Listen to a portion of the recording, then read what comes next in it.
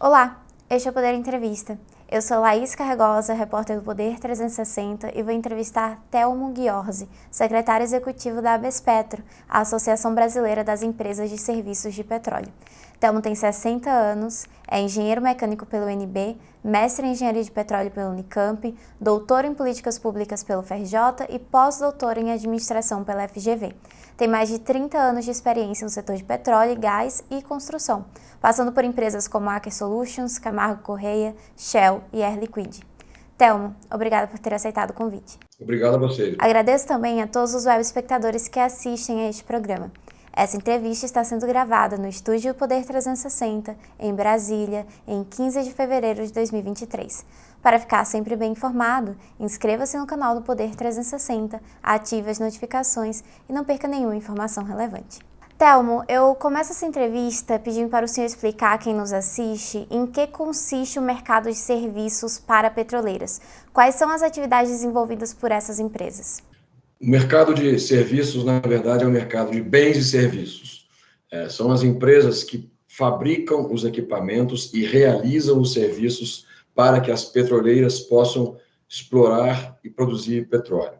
Então, são as empresas que trabalham em conjunto com as petroleiras para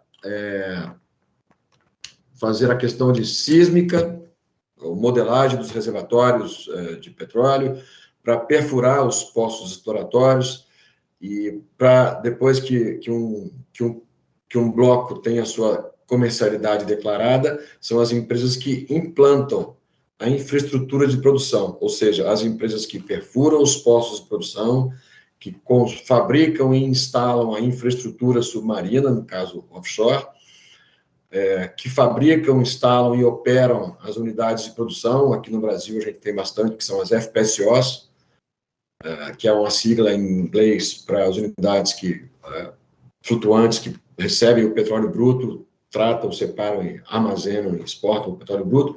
E também, ao fim da vida útil de um campo de petróleo, são as empresas que fazem o descomissionamento, que é a desativação e desmobilização da infraestrutura colocada naquele campo para produzir. Então, as empresas de serviços de petróleo, na verdade, são bens e serviços, realizam essas atividades para as petroleiras. Como são empresas altamente dependentes da atividade petrolífera, o setor cobra uma certa previsibilidade no cronograma de concessão de áreas para exploração de petróleo. Como o senhor avalia a frequência dos leilões no Brasil? Nós avaliamos que hoje está ótima. Tivemos um período ruim para o setor, que foi de 2008 a 2013, em que houve nenhum leilão no Brasil. Isso produziu efeitos ruins nos anos subsequentes. Em 2014, 15, 16, nós tivemos uma crise, foi o que a gente chama lá de tempestade perfeita, que teve alguns fatores de contribuição. A Lava Jato, a queda abrupta do preço do petróleo em 2014, mas o grande efeito, de fato, foi os anos sem leilão de 2008 a 2013. Essa conta chegou em 2015, 16, 17. Em 2015, por exemplo, houve 9 poços de petróleo foram perfurados no Brasil, o mesmo número que tinha sido perfurado em 1969, um retrocesso de quase 40 anos. Mas depois de 2013, 14, nós começamos a ter leilões regulares e, tempos depois, a indústria reage, né, com perfuração e instalação de infraestruturas de produção. Infelizmente, tivemos uma pandemia que, em 2020 e 2021, um pouquinho de 2022, que atrapalhou também.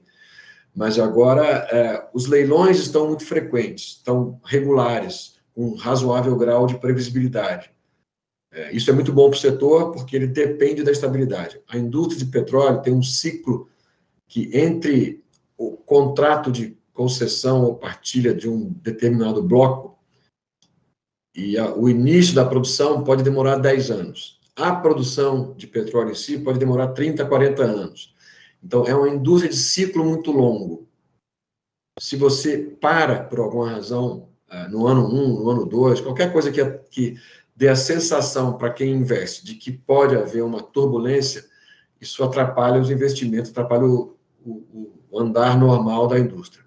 Então, hoje nós temos uma situação bem confortável de leilões e também temos digamos, uma espécie de leilão aqui, que são os desinvestimentos da Petrobras. Isso é muito bom também para o setor, isso significa mais atividade, mais empregos, mais investimento de outras petroleiras. Então, a gente tem uma situação até confortável. Acho que poderia melhorar ainda se os leilões fossem ainda mais regulares e mais previsíveis e que fossem mais atrativos, ou seja, cobrassem menos das petroleiras nas fases iniciais e mais, eventualmente, nas fases em que já está ocorrendo a produção de petróleo. Então, pode ser melhorado, mas a situação hoje é muito boa. Se não retroceder, a gente tem um futuro promissor na área de petróleo pela frente. Quando o senhor fala em cobrar menos, o senhor se refere ao bônus de outorga, que é pago pelas petroleiras? Isso. Os contratos o petróleo no Brasil pertence à União. A União tem basicamente duas maneiras pela qual ela outorga uma petroleira a explorar um bloco que tem petróleo no subsolo. Ou é por concessão, e o óleo passa a ser propriedade da petroleira, ou é por partilha, em que o óleo permanece propriedade da União, a petroleira produz e, descontados os custos de produção, o lucro é partilhado. Então, são modelos distintos, ambos funcionam razoavelmente bem, há críticas dos dois lados para os dois modelos, mas nos dois modelos acontece isso. Quando o contrato de concessão ou é feito entre a petroleira e a União pode cobrar muito no momento de assinatura e menos ao longo da vida do campo, que é mais ou menos o que ocorre com os modelos de regime de concessão, e o contrário, cobra menos durante a contratação, que é o caso do modelo de partilha, e mais ao longo da vida do campo, porque uma parte do petróleo que é partilhada, né, com a União. Então, são esses dois modelos. O ideal para nós é que houvesse menos bônus de contratação, um valor menor no começo, seja concessão ou partilha, e um valor maior para ter o mesmo grau a mesma fração que vai para a União, mas que seja ao longo do tempo, porque isso significa mais investimentos iniciais, isso significa mais atividade e mais emprego.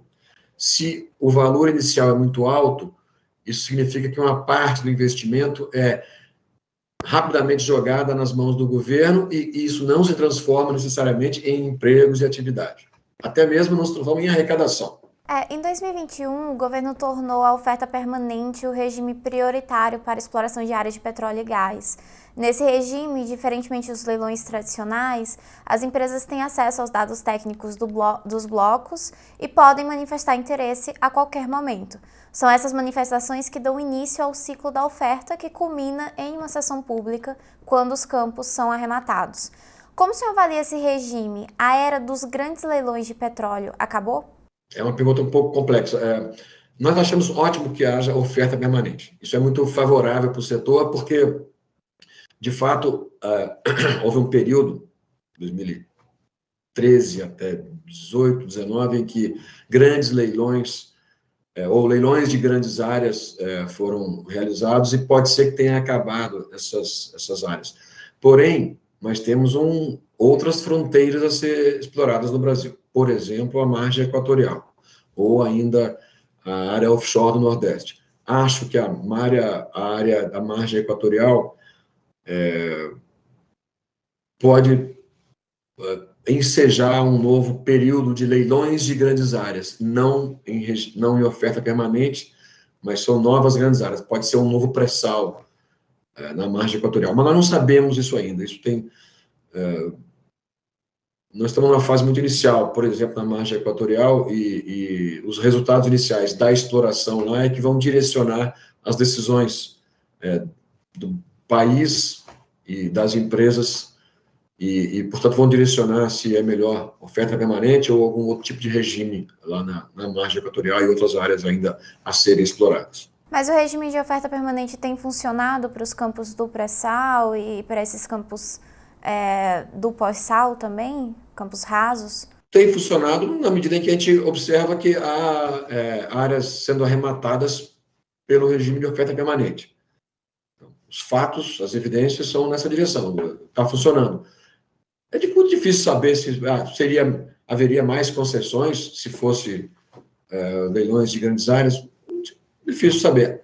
A nossa percepção é que, como tá havendo concessão de áreas ou outorga de áreas, tanto por concessão como pela partilha, em oferta permanente, nós temos evidências de que esse regime está funcionando.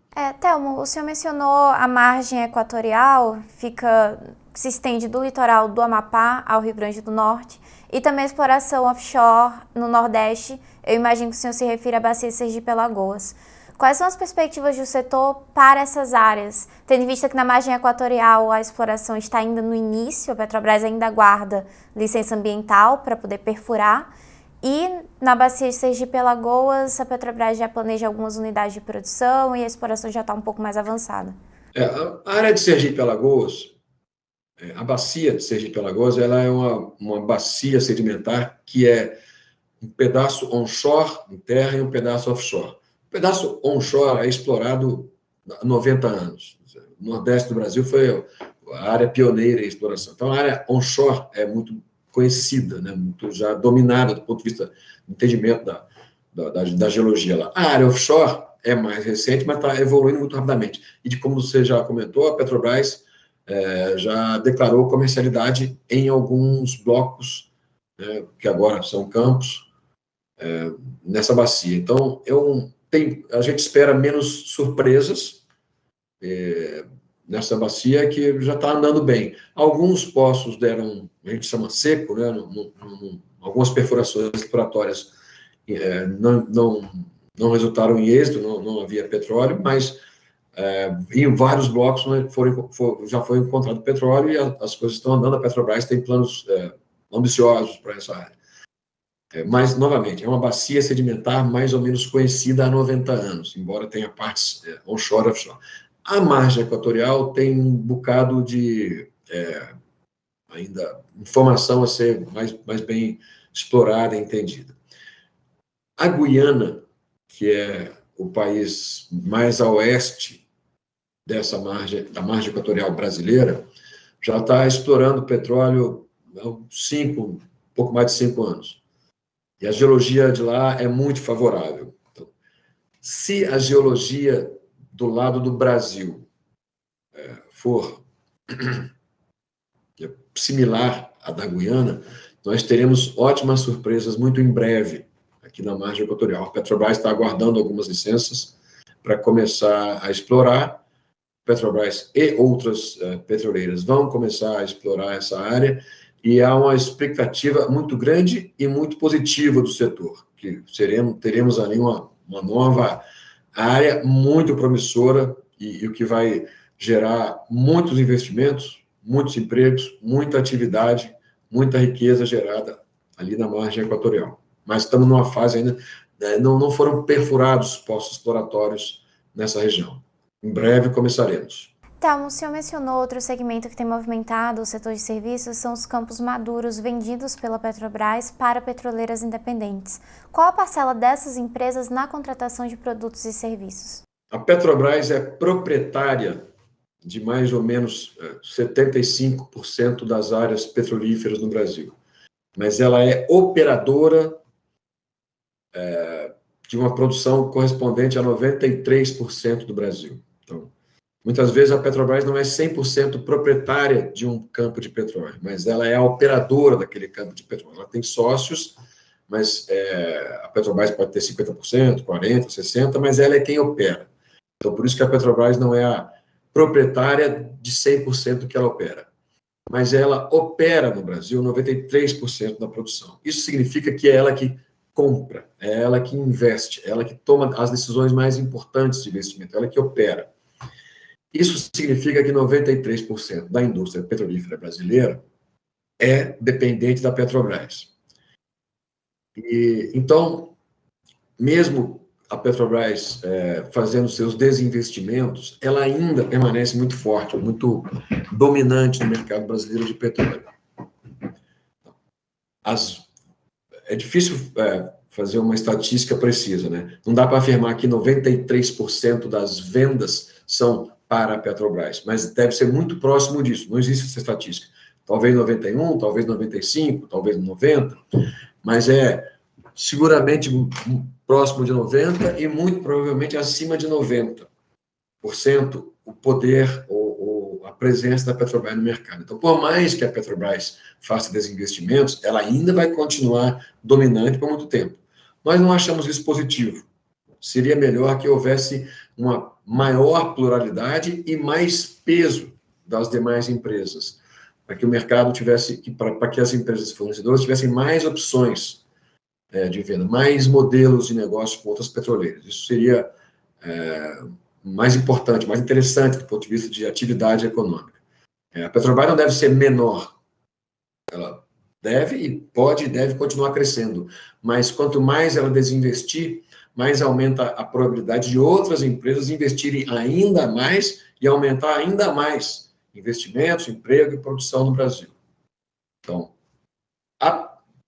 é difícil medir, não existe estatística precisa sobre isso, mas a Petrobras, por operar 93%, isso nos leva a crer que ela é ainda a compradora de mais de 90% dos bens e serviços produzidos pela cadeia produtiva. O governo do presidente Luiz Inácio Lula da Silva sinaliza rever a política de investimentos da Petrobras. Como o senhor avalia essa medida? Bom, nós ouvimos essa sinalização. Acho que o governo tem que avaliar, foi eleito para isso, né, para avaliar e reavaliar decisões da Petrobras e outras decisões sobre as quais ele tem influência. Difícil avaliar isso. A gente, como eu falei, prefere que a Petrobras permaneça em seus desinvestimentos na área de produção de petróleo. Isso, para nós, é importante, porque ele prefere diversidade, pluralidade e mais investimento. Se a Petrobras parar ou reduzir a velocidade com que ela faz desinvestimentos em campos marginais ou campos maduros, a gente vai ver uma redução dos investimentos, do emprego e da arrecadação na área de petróleo. Então, a gente não acha positivo, mas entende que o governo tem as estratégias e visões deles e pode adotar outras linhas de ação. Em 2020, o preço do barril de petróleo despencou por causa da pandemia e as empresas também tiveram que adotar uma série de protocolos para evitar o contágio de seus empregados pela Covid-19. Qual foi o impacto desse cenário sobre o setor de bens e serviços para a indústria de petróleo no Brasil? A área de bens e serviços tem uma dinâmica, ainda que atrelada, distinta das petroleiras. Então, variações no preço de petróleo ocorrem o tempo todo. Ocorrem desde que a era do petróleo começou, em 1859. Faz 150 anos que a gente enfrenta variações do preço de petróleo. As petroleiras têm uma dinâmica econômica que é natural delas, que é inerente à atividade petroleira, que elas toleram, elas conseguem sobreviver com essas flutuações, porque elas sabem que funciona assim, flutuações inerentes à indústria de petróleo. Por outro lado, é natural que as petroleiras, se houver qualquer indício de que uma redução exagerada de preço vai permanecer por muito tempo, é natural que as petroleiras revejam as suas decisões de investimento. Mas elas sabem, conhecem essa dinâmica, embora seja absolutamente imprevisível, elas têm noção de como que vai se comportar o preço por vários fatores econômicos e elas conseguem conviver com essas flutuações. A cadeia produtiva, ou seja, as empresas que fornecem bens e serviços, elas sentem essas variações das petroleiras, mas há uma neutralização, sobretudo quando há pluralidade de petroleiras, porque elas têm diferentes comportamentos. Então, pode ser que uma petroleira acredite que não vale a pena investir por alguns anos, mas sempre há um número razoável de petroleiras que acham que vale a pena investir ou que já tomou a decisão em algum momento no passado de investimento. Então, acaba que a cadeia petrolífera, a cadeia produtiva, a que fornece bens e serviços para petroleiras, é mais ou menos, fica mais ou menos segura se houver pluralidade de petroleiras. Mas, como é o caso no caso do Brasil, que 93% é Petrobras, flutuações da Petrobras acabam influenciando exageradamente a dinâmica do setor de bens e serviços. Por isso, essa é uma das razões pelas quais a gente prefere pluralidade. Mas aqui no Brasil é isso. Então, se a Petrobras, por alguma razão, reduz o seu ritmo, a cadeia produtiva inteira é afetada. Isso significa que a Petrobras tem 45 mil empregados, mas as demais petroleiras, a cadeia produtiva direta, os outros fornecedores e os empregos indiretos e induzidos gerados pelo setor, é coisa de 1 milhão de empregos. Então, quando a Petrobras muda altera o seu ritmo, o efeito da alteração no ritmo dela afeta 1 milhão de pessoas aqui no Brasil, mais ou menos isso. Então, essa dependência é ruim. E durante a pandemia, houve, naturalmente, uma redução do nível de investimento da Petrobras. A pandemia produziu um outro efeito.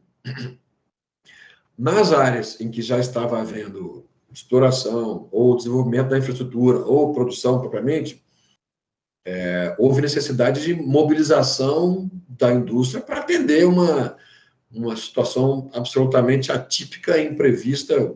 Nenhum contrato do mundo ia prever, se tiver pandemia, tal ou qual atividade vai ser feita. Isso é impossível de prever. Então, durante a pandemia, os funcionários embarcados, que estavam offshore, não dá para ter atividade offshore em home office, né? É impossível. Então, as pessoas tinham de embarcar, tinham de pegar helicópteros, embarcações, e isso significa ficar mais tempo em hotel, para fazer os exames, para certificar que não havia contaminação.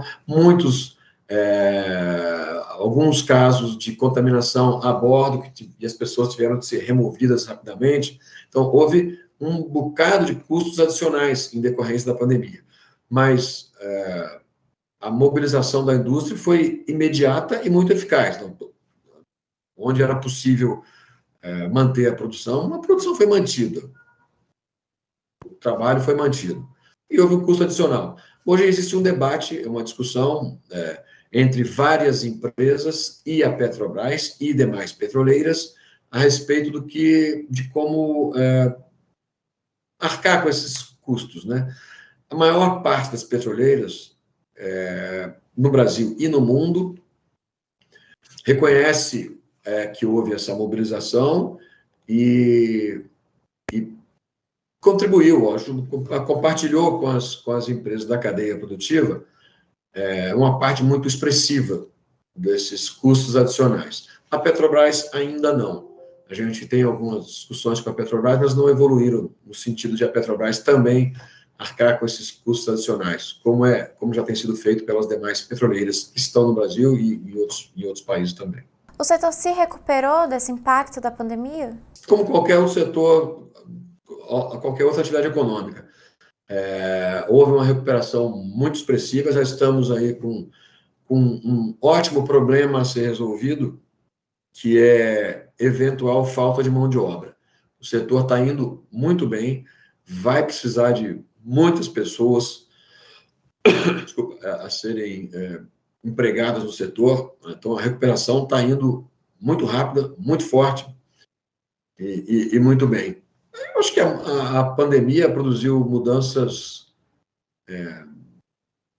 acho que permanentes em algumas atividades, algum tipo de cultura ou de ações, mas nada relevante em termos de afetar a retomada do crescimento. Então, a atividade está muito forte, muito alta, e, novamente, temos um ótimo problema à frente.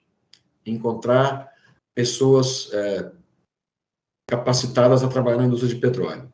É uma indústria que remunera muito bem, pouco mais de 5 vezes a média salarial do Brasil, mas que requer também competências técnicas específicas.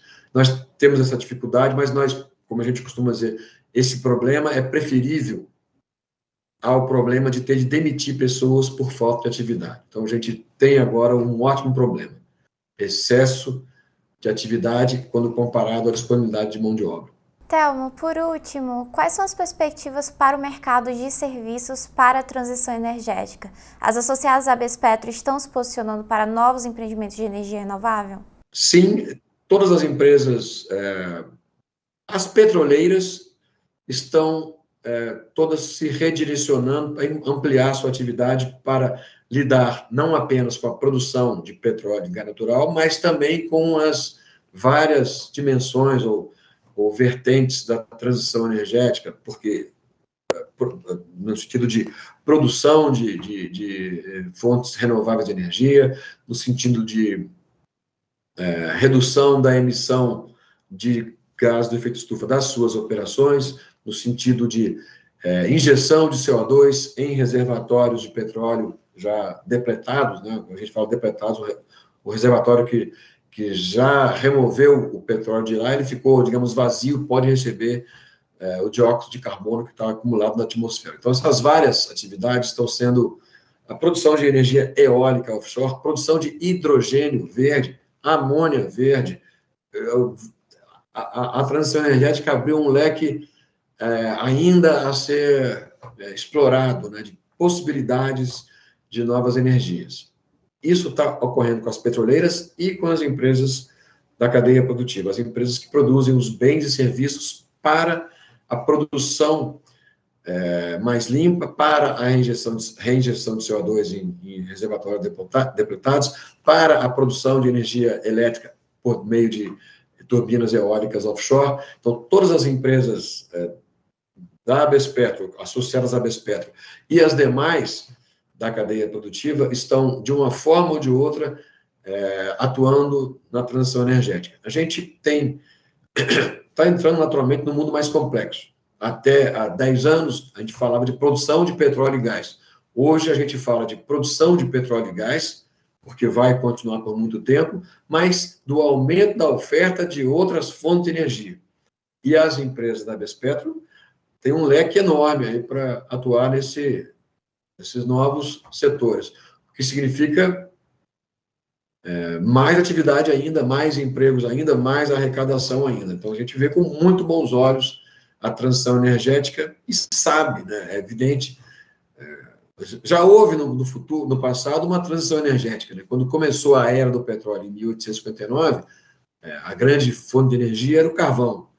O carvão continua até hoje como uma fonte de energia, só que aumentou dramaticamente a disponibilidade de outras fontes, petróleo, natural, nuclear, eólica, etc. Mas o carvão continua presente, ainda que em menor quantidade.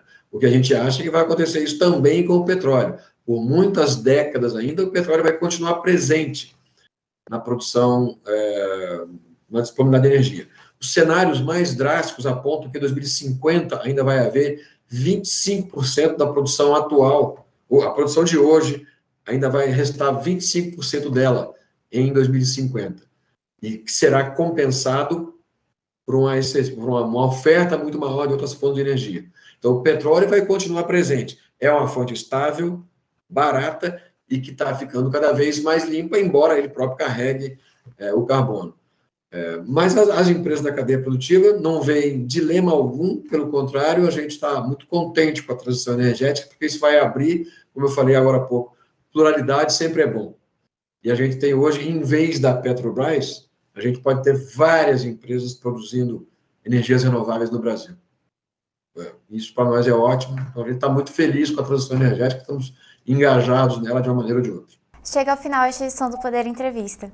Em nome do jornal digital Poder 360, eu agradeço a Telmo Ghiozzi por ter aceitado o convite. Muito obrigado a vocês, foi uma ótima entrevista. Agradeço também a todos os web espectadores que assistiram a este programa. Essa entrevista foi gravada no Estúdio Poder 360, em Brasília, em 15 de fevereiro de 2023. Para ficar sempre bem informado, inscreva-se no canal do Poder 360, ative as notificações e não perca nenhuma informação relevante. Muito obrigada e até a próxima.